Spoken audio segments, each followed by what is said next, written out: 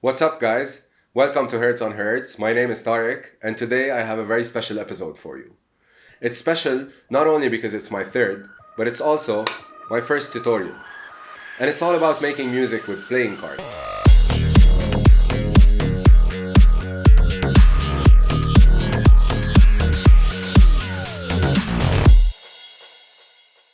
Now, if you're not into tutorials and you just want to enjoy the music, you'll find it at the end of this video. If you like the video, please don't forget to like and subscribe if you haven't already. Otherwise, let's get right into it. Alright, so here we go. First of all, I synced my audio from the field recorder with the audio from the camera. So basically, the audio that I got with the camera is pretty bad. You can actually listen and see that there's not much low end happening.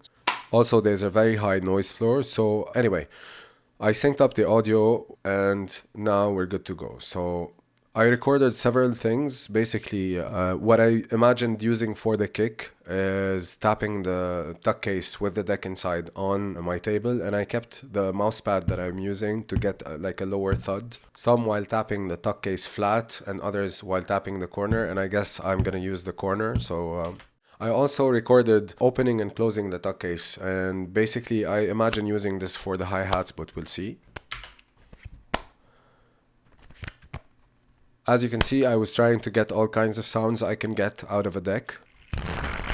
Springing the deck several times until I get what I want. Okay, so here I started getting into the sounds of single cards, and I imagine using that as percussions, maybe with a bit of processing, maybe leaving them as they are.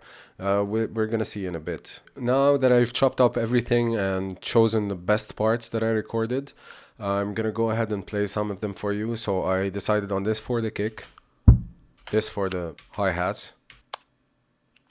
And I went ahead and organized everything by name, just so it's easier to get to things when I need them. So I haven't processed anything yet, but I just EQ'd some of the things, so increased the lows on the kick a little bit and denoised it.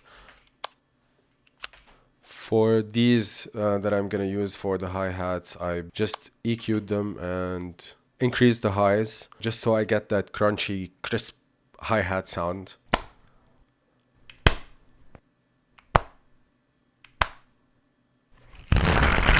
As you can see, I've left everything kind of untouched, and my goal with this is to keep everything as natural as possible. I don't want to overprocess things. I want to keep them sounding as they are. Now, I've done that in the past where I've used a lot of foleys and stuff like that, and I process them heavily to make something else out of them. But my goal with this series, with this channel, is to keep things as natural and organic as I can and just use them as they are in the music. Okay, so basically what I've done here is I kept the video with the audio just to kind of have a base layer of everything already synced together.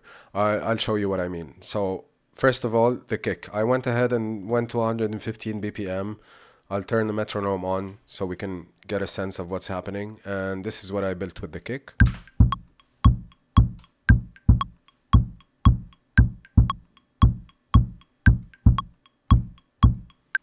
And I chose a few sounds to use as my snare.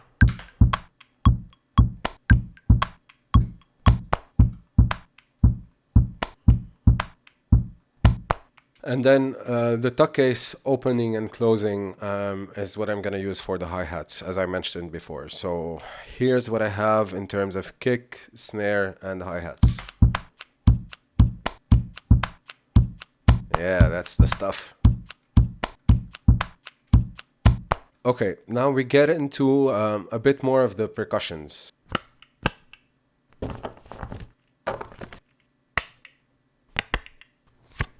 And I've started putting together like a basic kind of beat.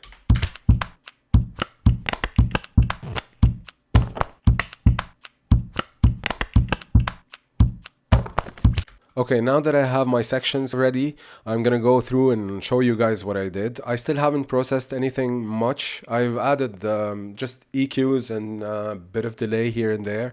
Nothing too fancy. The first part is my kick.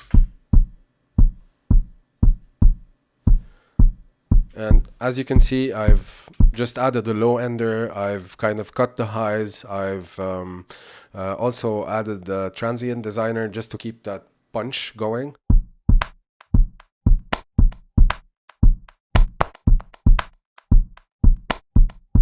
Next is my kick and snare, as you can tell. And for the snare, I just compressed it a little bit, and I've added some delay. Nothing too complicated, just keeping things as natural as I can. We're gonna go a bit less on the delay for the hi-hats. Now, I've divided my sections also into 3 different sections with a different ending. So the first section of the percussions with the drums is the following.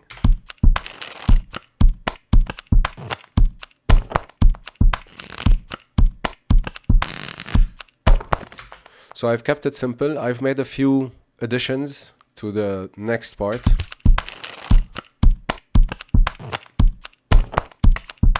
I'm feeling that. Yeah.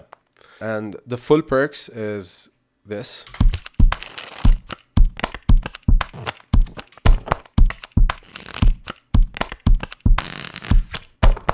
So I've used up a bit more of the subdivisions of the beat, and I made a different variation just for the ending. So if you notice in the beginning, I've used that chord being slipped out of the deck in the beginning, and for the ending variation, I used just flipping the chord over, and I ended with a spring. Alright, now we're in the final session. I've produced everything, I've EQ'd and mixed everything the way I like how it sounds. I'm gonna go through the processing a little bit while I run through the track quickly. I've processed the kick a bit more, so I've added some low ender, a bit of compression, and a bit of boost around the 200 hertz, just to kind of get that thuddy kick, just to kind of get that punchy kick. Alright, a bit of delay on the snare. I'm gonna go a little bit less than that. The pad is just happening. I automated it a little bit, so there's a bit of movement in it, and just a bit of delay on the hi-hats.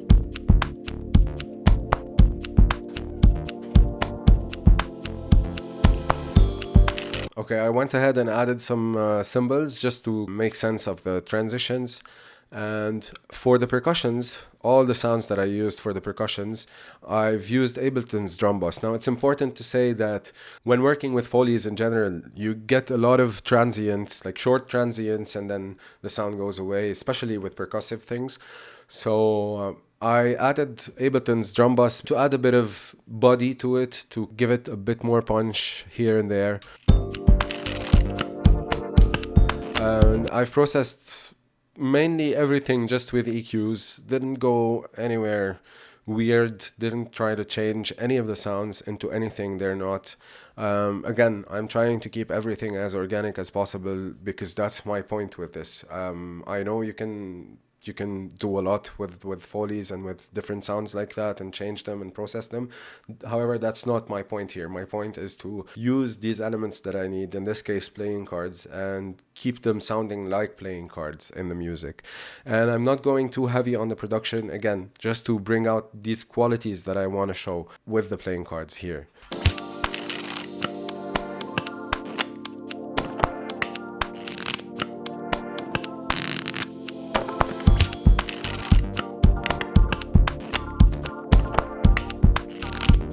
And for my chords, I basically went ahead and used Stage 73 by Arturia, and just with an RC20 retro color. And I used some bells for the melody. Anyway, I'm gonna stop talking for now, and I'm just gonna put everything together in Premiere, add the video to it, and edit everything together. So let's check out the result.